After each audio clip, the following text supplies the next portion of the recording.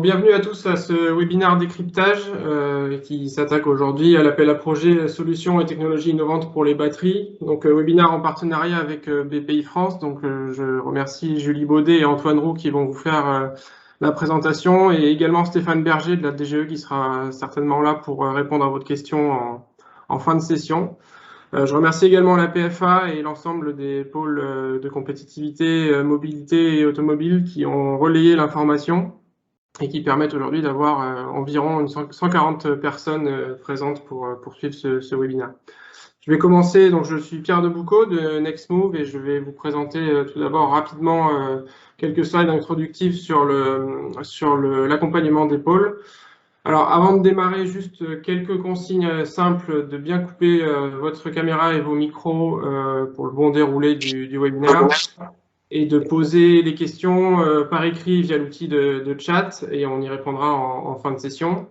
Et une autre information importante aussi, ce webinaire est enregistré et il sera disponible par la suite sur les sites des pôles de compétitivité. Donc quelques slides introductives pour bien vous rappeler que les pôles de compétitivité automobile et mobilité sont là pour soutenir leurs membres et les accompagner vers les bons dispositifs de financement.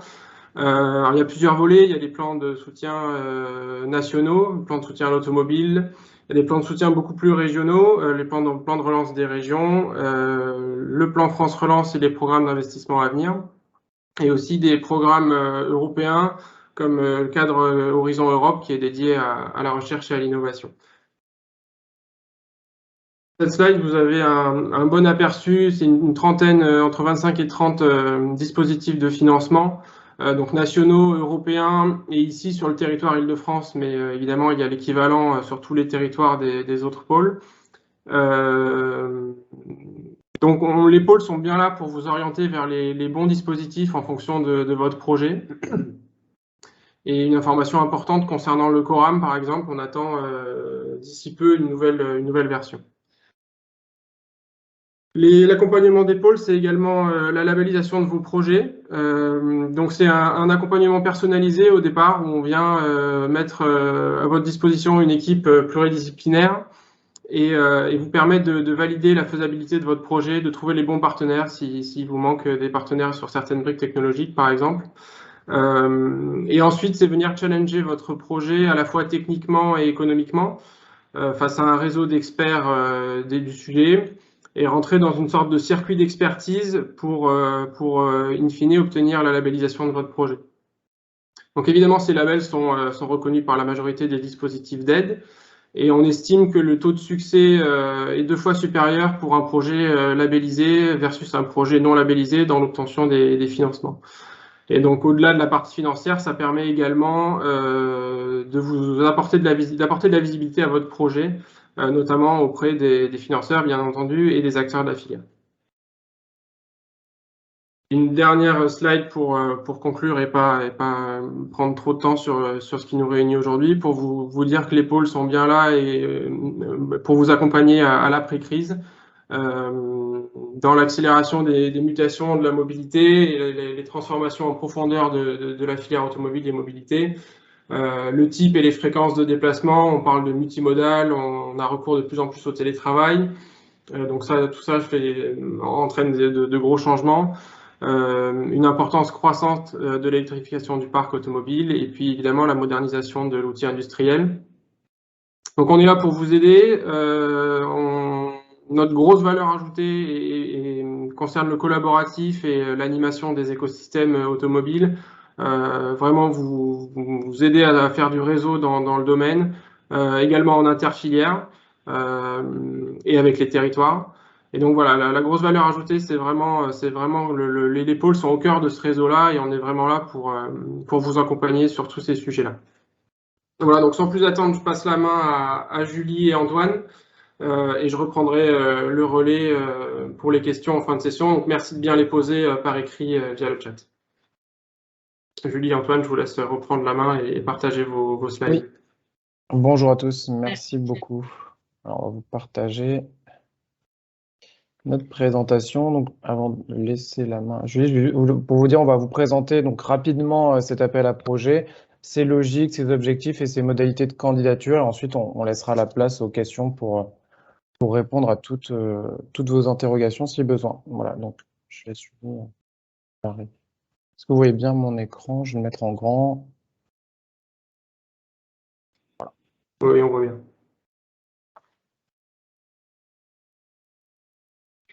Super, merci beaucoup en tout cas. On tient à remercier Nextmove pour l'organisation et puis l'invitation à ce webinaire. Nous, avec Antoine, ça nous permet de vous présenter un appel à projet qu'on opère en fait pour l'État au sein de BPI France. Alors, BPI France, c'est une grande maison. Juste, je rappelle un peu notre rôle pour que ce soit un petit peu plus clair aussi pour vous.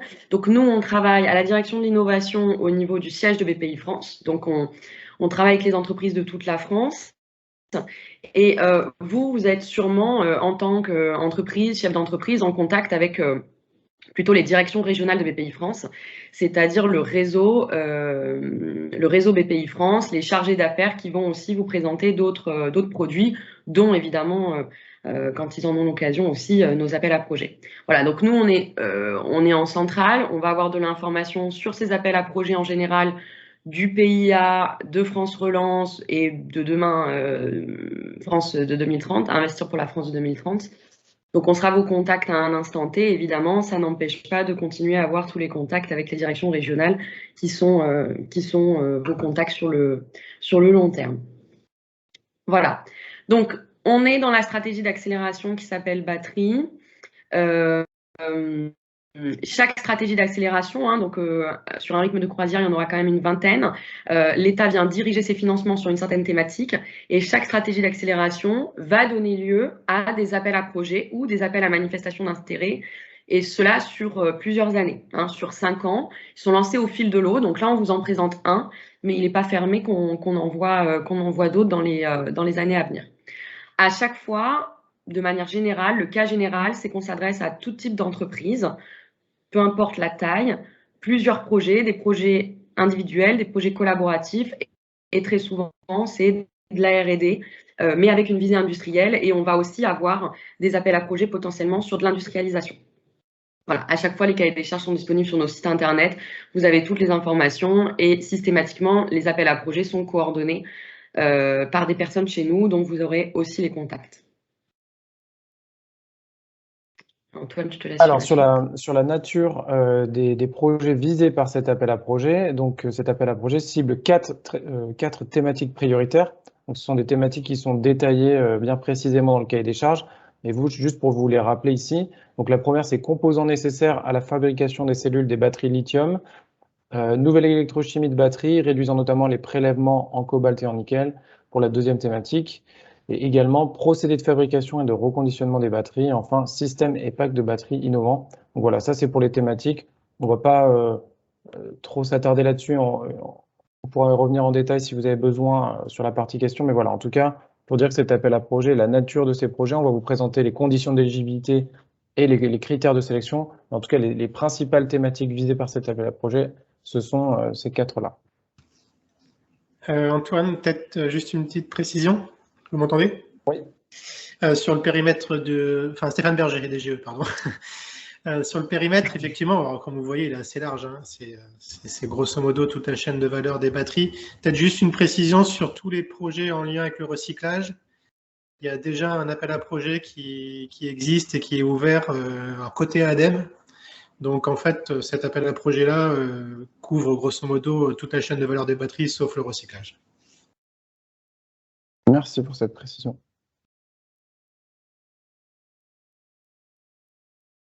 Julie, je te laisse enchaîner sur les types de projets attendus et les critères d'éligibilité principaux.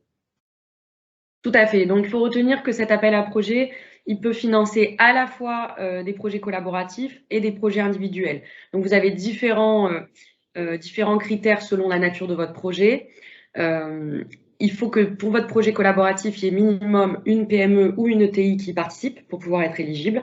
Et dans ce cas, il faut que votre projet fasse au moins 4 millions d'euros. Alors qu'en projet individuel, ces seuils sont abaissés. Ils sont de 1 million d'euros et 2 millions si vous êtes une ETI ou une grande entreprise.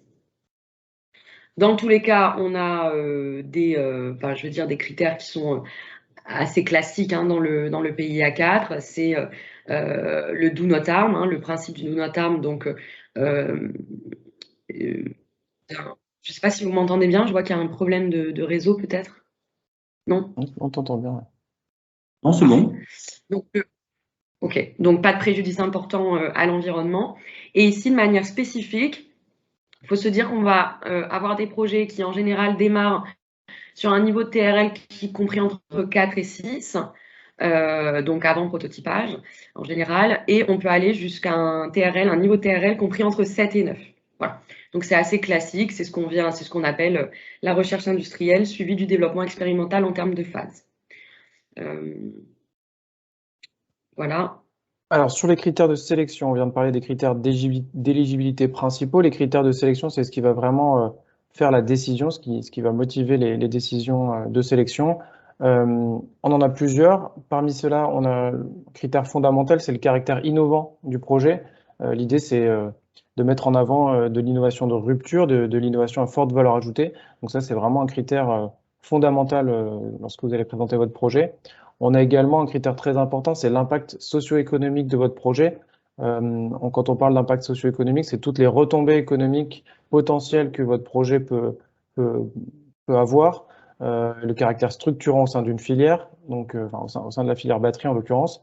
Et donc voilà, les impacts économiques, c'est à la fois les impacts sur un territoire, mais aussi le modèle économique, la qualité du plan de financement et toutes ces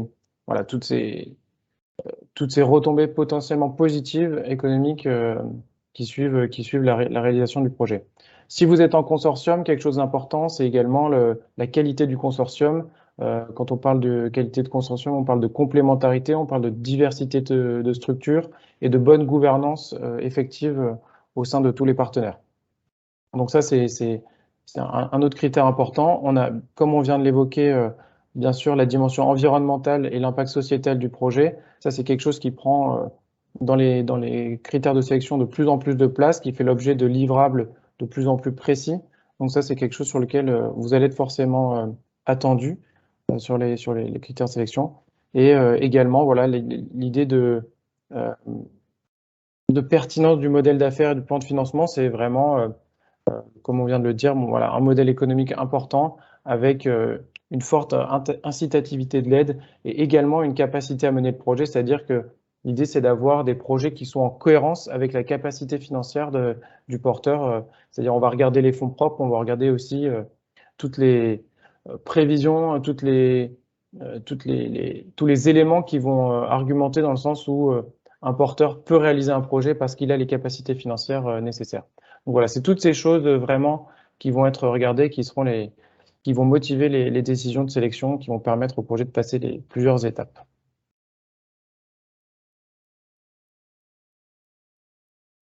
Je ne sais pas si Antoine, moi, j'ai toujours la slide type de projet attendu, mais c'est peut-être moi qui ai un... Je viens de passer sur les dépenses éligibles et le taux d'aide. Est-ce que ça s'affiche? Oui. Moi, j'ai bien les dépenses éligibles et le taux d'aide. Tu dois être... Ok, bon, il n'y a que ça. C'est pas grave, je vais le faire de tête. Sinon, déconnecte-toi et reconnecte-toi. Tu vas retourner oui, je vais faire ça. Tu vas présenter. Ah, ou alors c'est juste, ouais, merci. Si tu peux juste repartager. Ouais. Parfait. Sur les types de dépenses éligibles, c'est à peu près toujours les mêmes dépenses que vous connaissez dans les projets de R&D. Donc, on va prendre en compte les salaires de personnel interne, on va prendre en compte tout ce qui est amortissement de R&D, on va prendre en compte tous les frais connexes mais qui sont directement liés au projet. On va pouvoir prendre aussi la sous-traitance typiquement, tout en la limitant quand même dans le budget total du projet. Donc ça, c'est ce qu'on appelle les types de dépenses éligibles. Sur ces dépenses-là, on va affecter un taux d'aide qui dépend de la taille de l'entreprise et également de la nature du projet. Vous n'avez pas les mêmes taux en fonction de la nature de votre projet, qu'il soit individuel ou collaboratif, et en fonction de la taille de votre entreprise également. Donc les taux, vous les avez du coup dans la présentation et sont ils sont tirés en fait des régimes d'aide qui nous permettent justement d'aider les entreprises. Ces taux-là, ils varient en fonction de la nature de la dépense, mais tout ça est pris en compte pendant l'instruction de votre projet. Si votre projet il est présélectionné, BPI France regarde les dépenses et affecte le taux d'aide correspondant. Je pense que c'est des choses avec lesquelles vous êtes assez familier, puisque de manière générale, c'est comme ça que ça fonctionne sur tous les appels à projets. Évidemment, vous avez des questions particulières sur les taux de financement, les régimes d'aide, vous pourrez nous contacter pour les poser directement en fonction de votre projet et de votre entreprise. Je ne sais pas si j'ai oublié quelque chose sur la slide parce que je ne la vois pas du tout. Alors, il y avait l'idée de dépenses éligibles aussi. Les dépenses éligibles sont éligibles à compter du lendemain du dépôt du dossier complet. Antoine, excusez-moi, je vous coupe juste une seconde. Il y a une demande dans le chat de mettre la présentation en diaporama si possible. C'est vrai que c'est pas très grand. Ouais, merci beaucoup. Et le dernier élément sur cette diapositive, c'était l'idée de dépenses éligibles. Les dépenses sont éligibles à compter du lendemain du dépôt du dossier complet, c'est-à-dire que la prise en compte de vos dépenses dans ce potentiel financement, elle se fait à partir du moment où vous avez rapporté tous les éléments complets de votre dossier. Voilà pour la précision. Je vais passer rapidement sur les modalités de financement. On vient de parler des intensités d'aide. Là, les modalités d'aide, donc on a une forme d'aide mixte entre des subventions et des avances récupérables.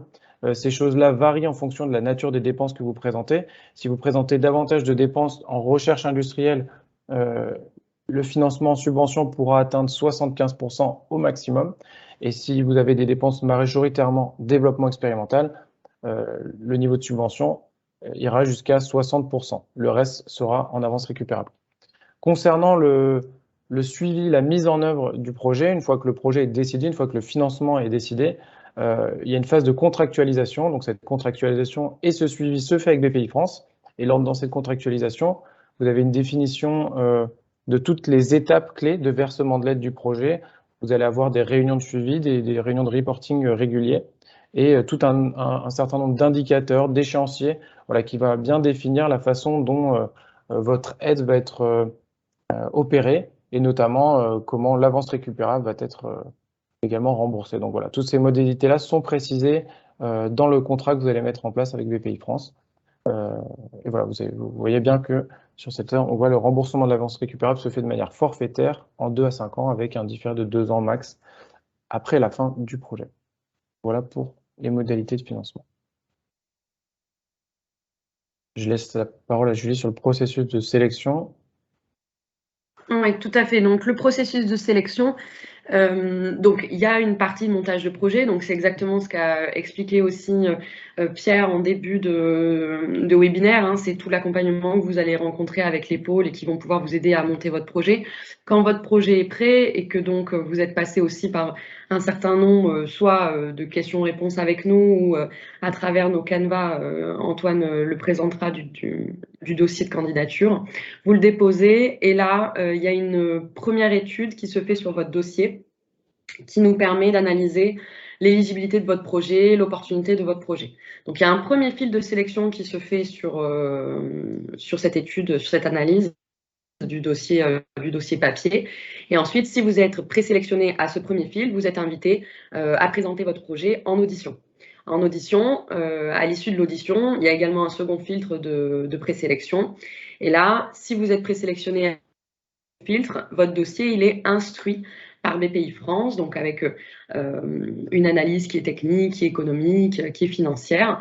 On peut vous demander effectivement de fournir certains compléments en fonction de votre dossier. Et cette instruction mène à une proposition de financement faite par BPI pour le comité de sélection. Et à l'issue de ce comité de sélection, si votre projet est bien sélectionné aux conditions prévues par l'instruction de BPI France, il y a une décision de financement. Cette décision de financement, elle est prise par le Premier ministre et c'est cette décision de financement qui va mener ensuite à l'étape de conventionnement, c'est-à-dire l'édition du contrat et le suivi du projet. On vous a remis les dates, les prochaines dates de relève. Donc, ce qui est bien, c'est que ça va jusqu'à l'année prochaine et que c'est cadencé de manière assez équilibrée dans le temps. Voilà sur le processus de sélection. Du coup, voilà, là, concrètement, on vient d'évoquer donc le processus de sélection. Pour votre candidature, prenons exemple le 30 mars prochain, l'idée c'est d'avoir un dossier de candidature que vous déposez en ligne. Il est important de dire que tous les dossiers de candidature se font exclusivement en ligne sur la plateforme l'extranet BPI France, dont vous voyez le lien qui est affiché sur l'écran. Pour cette candidature, on vous demande obligatoirement, au moment de votre dépôt, un dossier complet. C'est-à-dire qu'il vous faut réunir toutes les pièces du dossier de candidature, qu'elles soient signées, complétées de manière, on va dire, exhaustive. Ça, c'est vraiment important. Vous avez des documents relatifs au projet qu'on vous demande, c'est-à-dire des présentations des porteurs, du consortium, présentation précise de votre projet sur Word, sur PowerPoint, également des devis du projet précis, une base de données budgétaire. Donc voilà, vous avez des documents précis relatifs au projet, et d'autre part, vous avez des documents relatifs aux partenaires du projet, des informations administratives et financières, des documents économiques, des documents administratifs qui vont permettre également d'étudier la possibilité et la capacité à être financé. Donc voilà, ça c'est vraiment très important de dire, on a un dossier de candidature, ce dossier de candidature, il est disponible sur le site de l'appel à projet, on va vous présenter la page juste après, le site de l'appel à projet, vous téléchargez le dossier de candidature, et ce dossier de candidature, vous devez le transmettre de manière complète sur la plateforme extranet de BPI France. Et vous avez jusqu'à 12 heures, si la prochaine relève est le 30 mars prochain, vous avez jusqu'à 12 heures pour déposer votre projet et valider votre projet. À midi. C'est midi, oui, 12 heures, oui. C'est pas minuit, c'est midi, exactement. Voilà pour le dossier de candidature.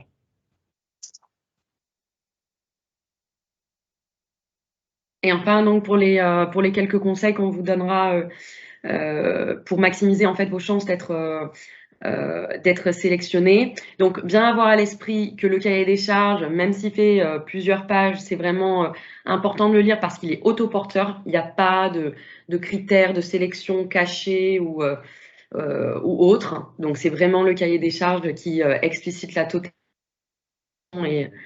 et de ce que vous devez retenir. Ensuite, on met bien à disposition donc un canevas de dossier détaillé. Donc, certes, ça peut faire un peu peur au sens où le dossier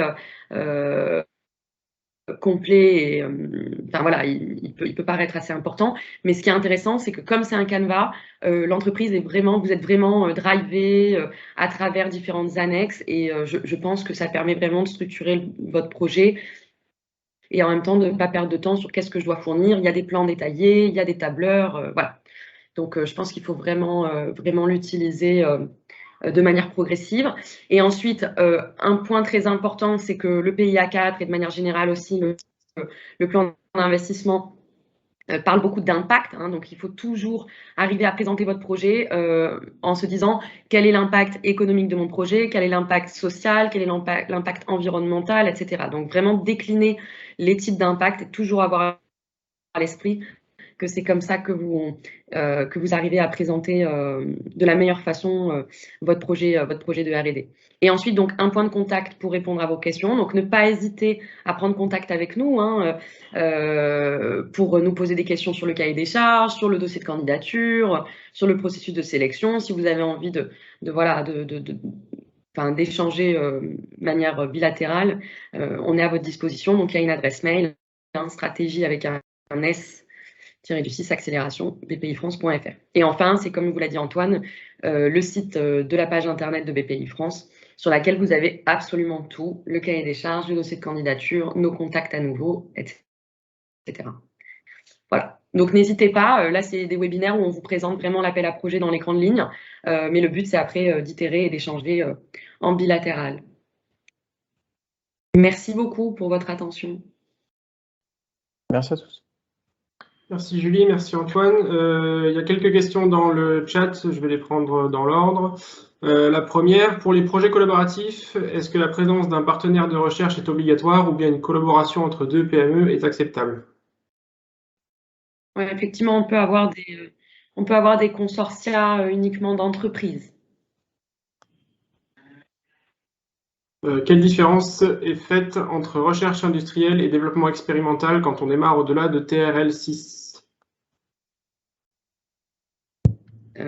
Disons qu'au-delà de... Alors, Au-delà de TRL6, de façon générale, on est plutôt en développement expérimental. La recherche industrielle, c'est vraiment le fait de faire un saut de connaissances net. Et ce saut de connaissances, il appartient souvent à des TRL qui sont inférieurs à 6.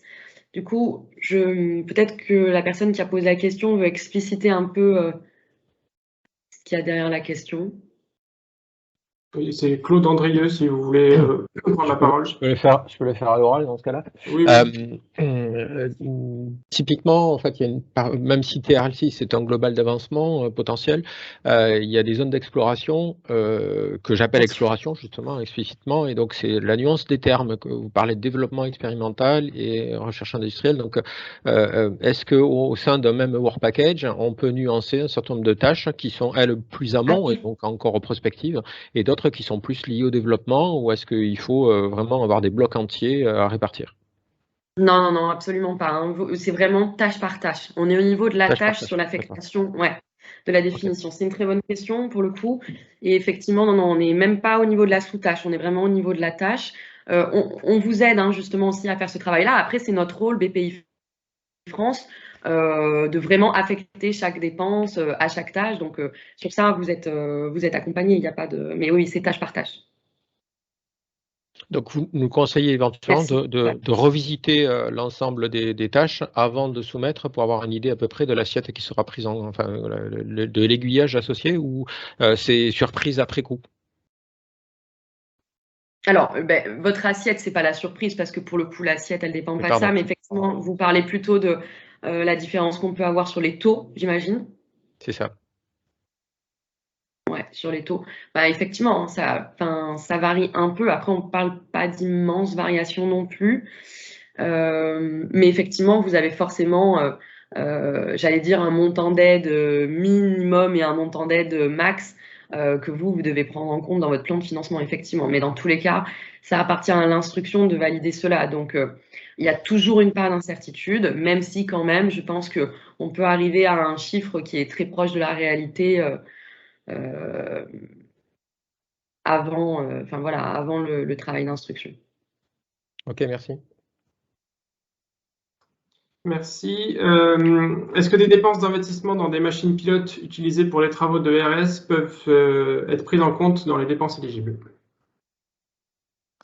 Oui, donc effectivement, quand on utilise un outil, une machine dans la partie justement, alors développement expérimental, là pour le coup, hein, en qualification, etc., ça va rentrer dans des dépenses qu'on peut qualifier entre guillemets de industrialisation, mais si c'est à des fins du projet de R&D et que c'est pendant le projet et qu'on les prend en amortissement, effectivement, on peut le prendre en compte en développement expérimental. Ensuite, une question sur les délais entre le dépôt du dossier complet et les différents filtres, dossier papier et audition. Alors, sur les délais, alors les délais sont, si vous déposez un projet, vous avez à peu près 2 à 3 semaines de pré-analyse des projets, c'est-à-dire que les projets ne sont pas encore en audition. L'audition, elle a lieu, on va dire, 1 mois après la date de dépôt. Ça, c'est pour le premier filtre.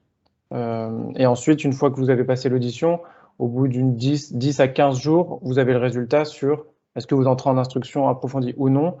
Donc là, vous comptez 15 jours après l'audition, et l'instruction approfondie, après, prend plusieurs semaines. Donc, comme on l'a dit tout à l'heure sur la présentation, entre le moment où vous déposez et le moment où l'instruction se termine, et il y a une proposition de sélection, il se passe environ 4 mois. Donc voilà, le plus rapide finalement, c'est entre le moment où vous déposez et l'audition. Là, il y a à peu près 1 mois pour les précisions. Mais c'est des délais qui ne sont pas forcément très fixes et très précis, mais c'est dans cet ordre de grandeur. C'est une question sur les subventions européennes.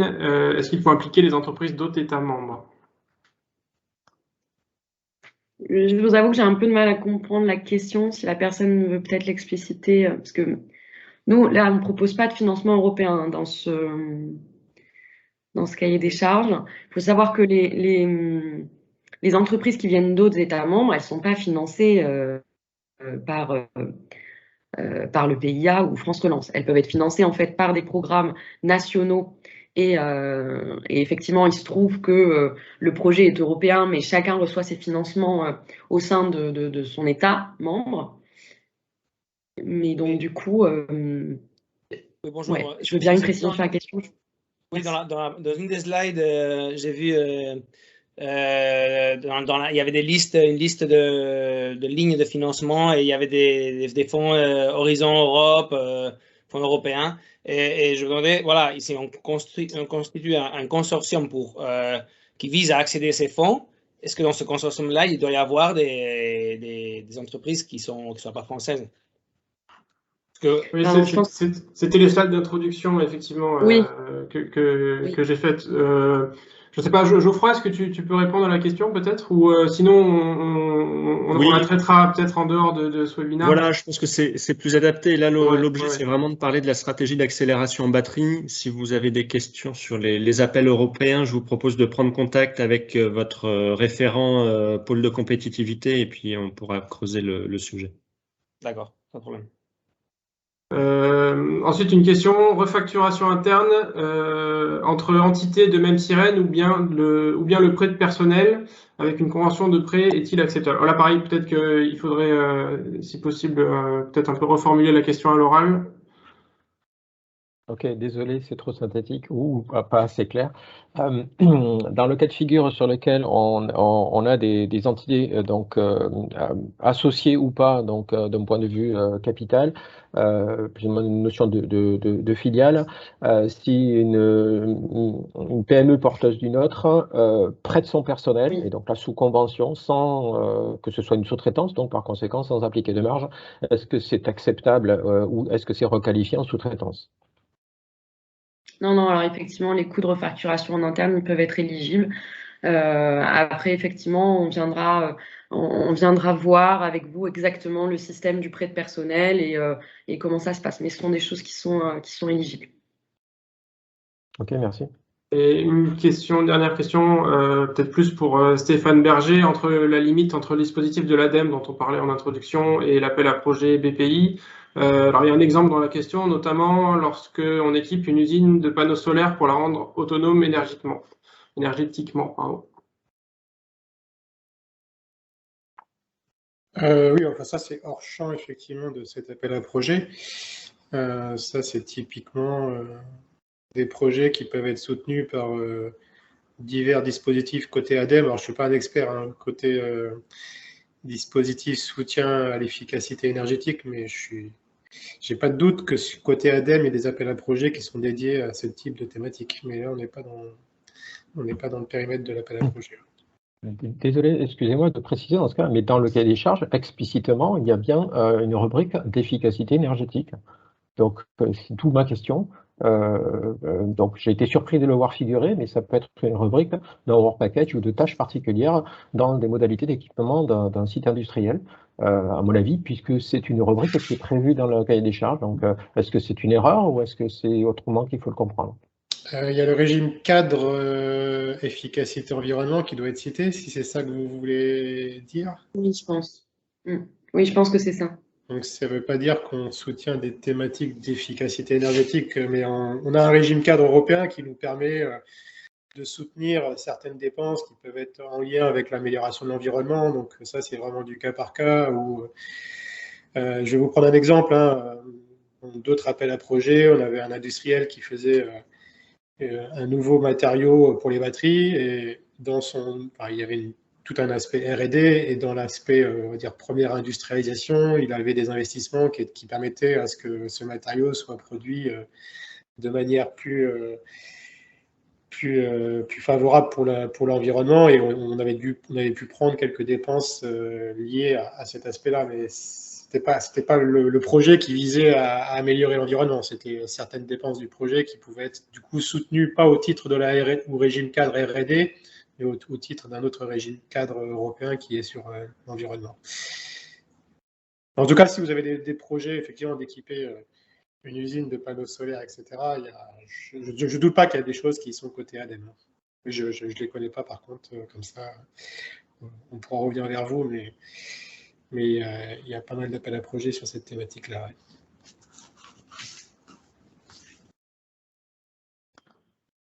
Non, il n'y a plus de questions dans le chat, donc je vous propose de conclure.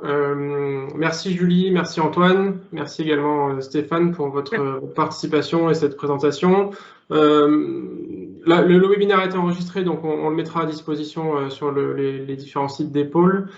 Ah, s'il y a ah non, pardon, c'est pas une question, c'est un contact. Donc voilà, je vais conclure en vous rappelant bien que effectivement, ne pas hésiter à revenir vers les pôles pour vous aider à monter les dossiers et à vous orienter donc soit vers cet appel-là, soit vers d'autres en fonction des sujets évidemment. Pour la labellisation notamment, il faut compter entre 1 mois et demi et 2 mois de processus avant d'obtenir la labellisation. Donc voilà, bien le prendre en compte quand vous décidez de nous contacter. Voilà, je pense qu'on va s'arrêter là. Merci à tous d'avoir participé et de vous être connectés. Et puis je pense qu'on fera d'autres webinaires de ce type-là à l'avenir. Merci pour votre organisation.